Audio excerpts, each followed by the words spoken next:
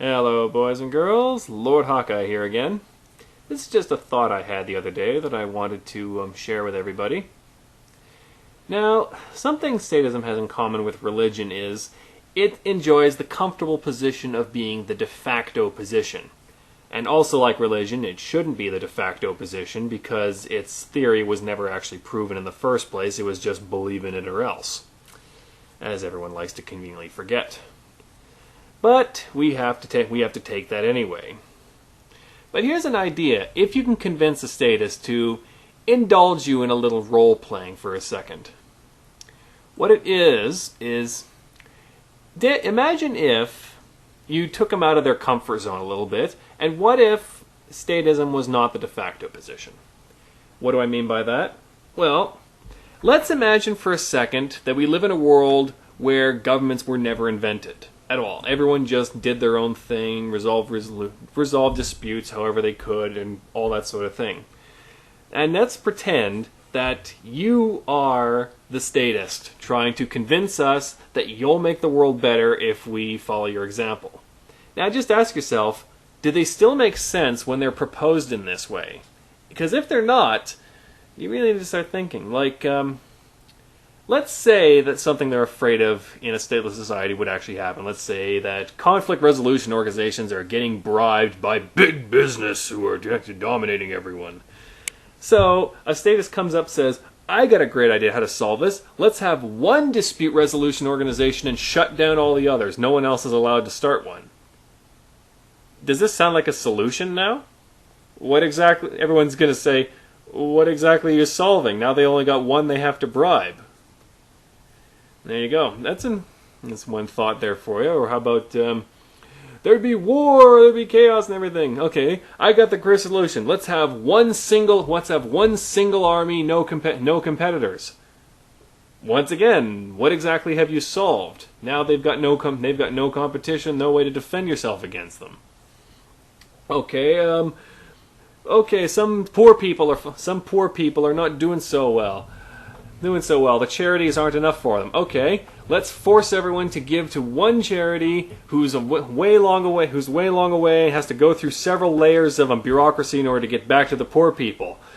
Wait, isn't that gonna land us with even less money to give to the poor because everyone's gonna start taking their cut along the way? And this goes on and on and on. So, I know you're probably going to get statists resisting this, but if you can, get them to just imagine this for a second. Try to sell statism to a society that never heard of it. I know I've mentioned this before, but it's worth thinking about.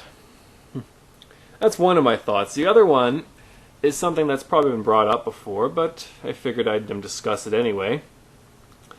People go on about how welfare is working, socialized healthcare is working, defense spending is working. Now, consider this.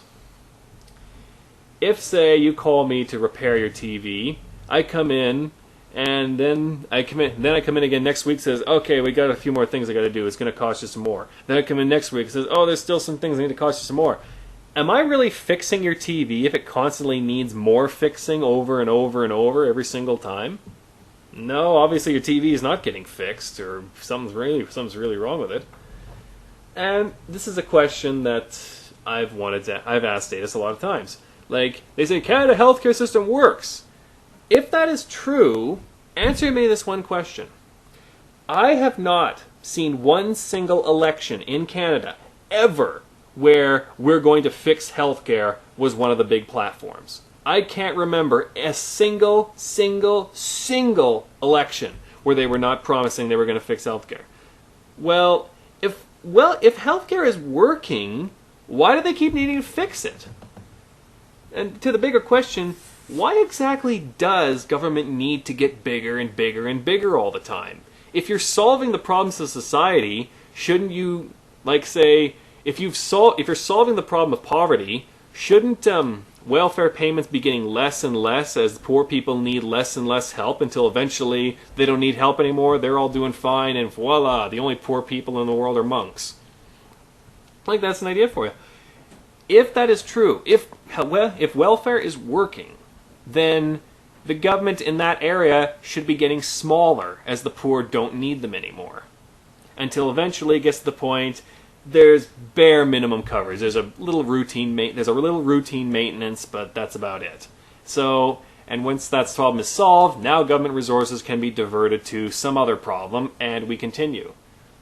But that's not what's happening. I mean, look at the elections. That's not what's happening. It's the same things every time. We're gonna fix it. We're gonna fix some healthcare. We're gonna fix welfare. We're gonna secure our borders. It's the same things every time. Ask yourself, why is that? Why is it the same things every time? Aren't these problems supposed to be getting solved? Like, doesn't solved mean eventually it's not a problem anymore? And if your answer is, well, they can never truly be solved, well, then what are we bothering for? It's like trying to solve the problem of weather. You can't. It's just something you gotta live with. No one's trying to solve that. But yeah, there's your two thoughts for the day. One, imagine if statism is not the norm. Try and sell the idea and make it actually look like a solution. And two, if government solutions are working, how come the promises haven't changed? How come we're not moving on to new problems now that the old ones are all getting solved? That's your two questions for you. If anyone has an answer, please write it in the comments. Until next time, be aware and be wise.